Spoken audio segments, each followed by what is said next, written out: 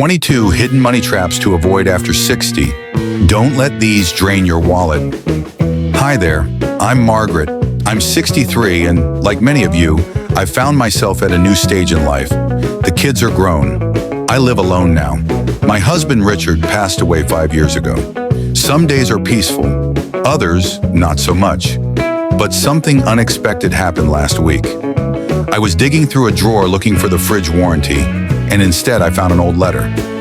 A love letter from Richard, written back in 1989, tucked between 4 wine openers and 2 hand mixers I forgot I even had. And in that quiet moment, something clicked. It wasn't just about the letter. It was about how full my home had become. Full of stuff I didn't use. Full of quiet reminders I hadn't asked for. That night I sat with a cup of tea and asked myself a gentle question. What am I still holding on to, and why? So today I want to invite you into an honest conversation.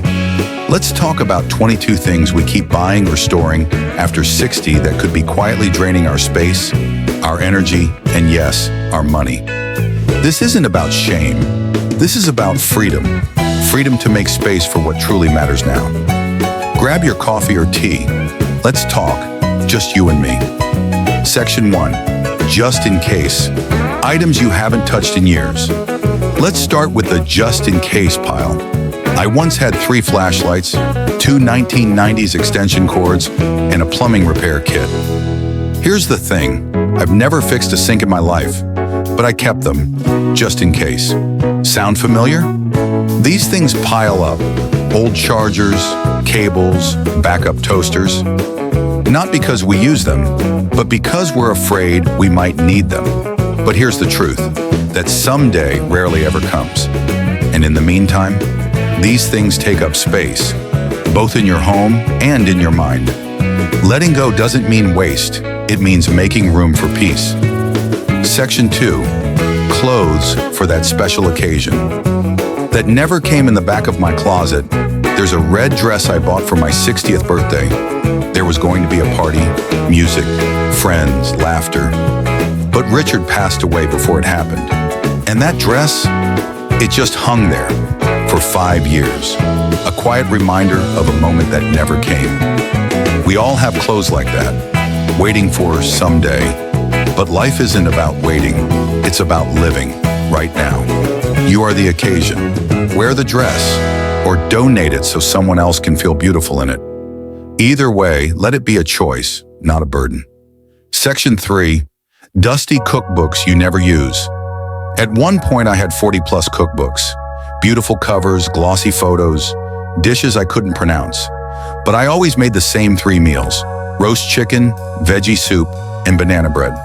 Those books just sat there, collecting dust. Now, I keep a small recipe notebook, just the ones that matter. My mom's peach cobbler, Richard's favorite meatloaf, simple meals with real stories. Keep what feeds your soul. Let go of the rest. Section 4, fine china or cups saved for guests. For years I saved porcelain teacups for special guests. Guess what? Most of those guests never came. And those cups, never used. One day I made coffee and drank it in one of those fancy cups. By myself, in my robe. And somehow, that small act made my whole day softer. Why wait to enjoy what you already own? You are the most important guest in your home. Use the good cups, light the candle, wear the scarf, or pass them on to someone who will use them. You deserve beauty now, not someday. Section 5, old DVDs, VHS tapes, and broken players. I had a drawer full of old VHS tapes, family holidays, my son's first baseball game, but no working VHS player. And yet, I held on. Even the broken DVD player and cassette deck stayed. Why? Because memories can be hard to part with. But memories don't live in the machines, they live in us. If something no longer works or brings you joy, set it free, digitize what matters, let go of what doesn't. We've only just started. There are 17 more things to explore. Stick with me as we uncover the quiet clutter that could be costing you more than just money. Make yourself a cup of tea. Let's keep going together. Because this stage of life, it's not about less, it's about more of what matters. Section 6. Wall art or decor that no longer feels like you.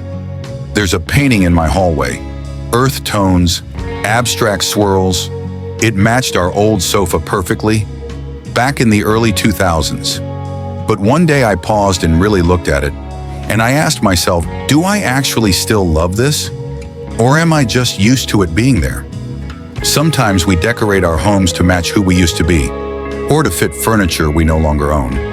But your space, it should reflect you, right now. What brings you peace today? What feels like home in this season of life? If a piece of art, an old vase, or a dusty wall hanging no longer makes your heart feel full, it's okay to let it go. You're not discarding a memory, you're creating space for something that fits your life now. Ask yourself, does this still belong to me, or just to a color scheme from 15 years ago? Section 7. Children's belongings you're afraid to part with. In the back of my closet, I had a box labeled Jacob of High School. Inside were his old basketball shoes, his prom tie, and a hoodie he wore almost every day his senior year. Every time I opened it, my heart swelled and then ached, because those items reminded me of a beautiful time, but also that time had passed. We saved these things out of love, because it all went by so fast. But holding on to every item can keep us stuck in a chapter that's already closed. So I picked just a few pieces, the ones that made me smile, not cry. I took photos of the rest and gently let them go. The memories didn't disappear. They're still right here, in me.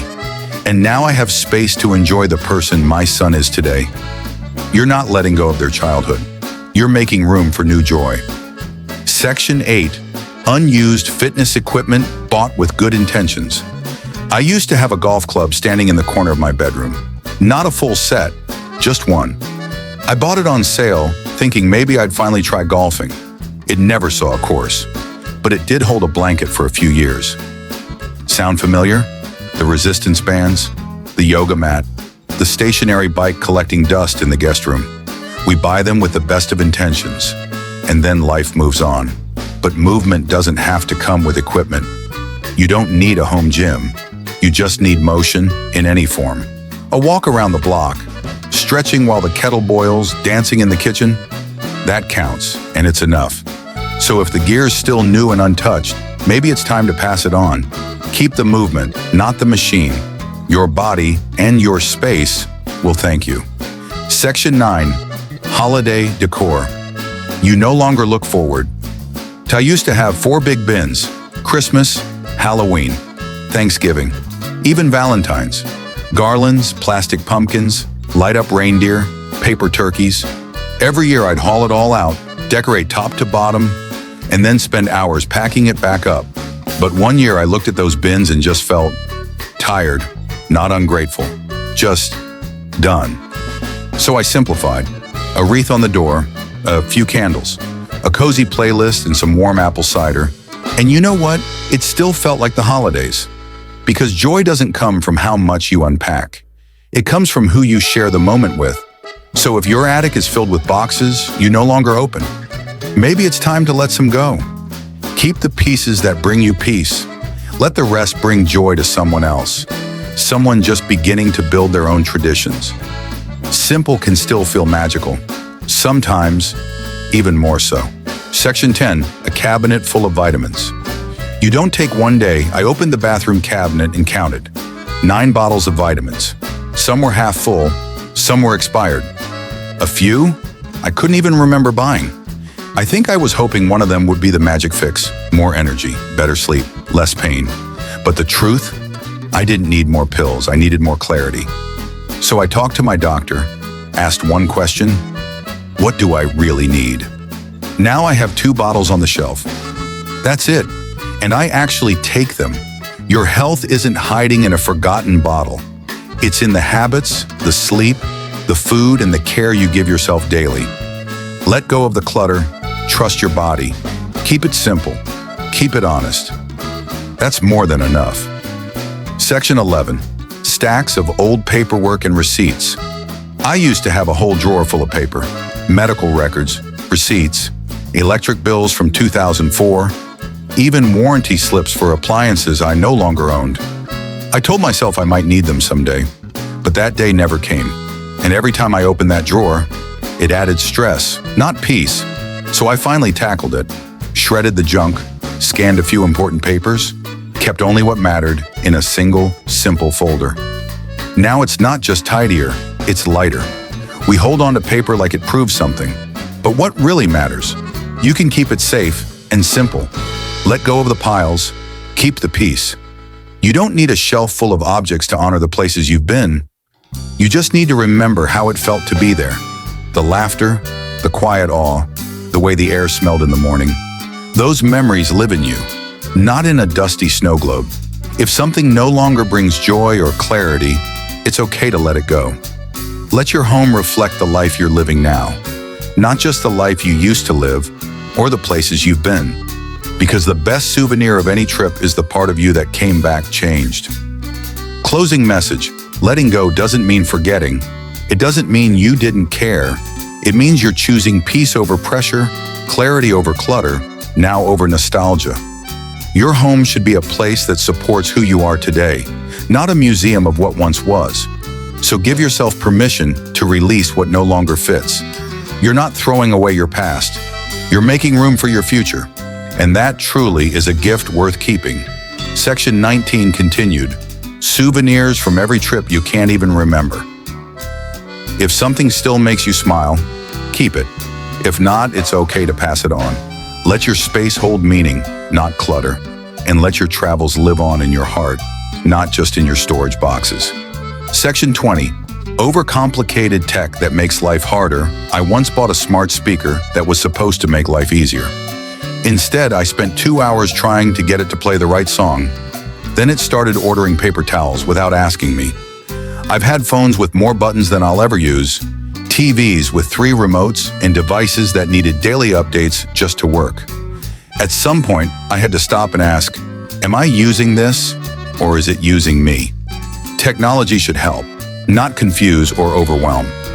Now I stick with what works: a phone I can actually navigate, a tablet that lets me read and video chat, one simple remote that turns the TV on. You don't need to keep up with every trend. You just need tools that fit your life. Simple isn't old-fashioned, it's smart. And peace of mind is worth more than any upgrade. Section 21, expired makeup and perfume from another era. I had a drawer full of old makeup and half-used bottles of perfume.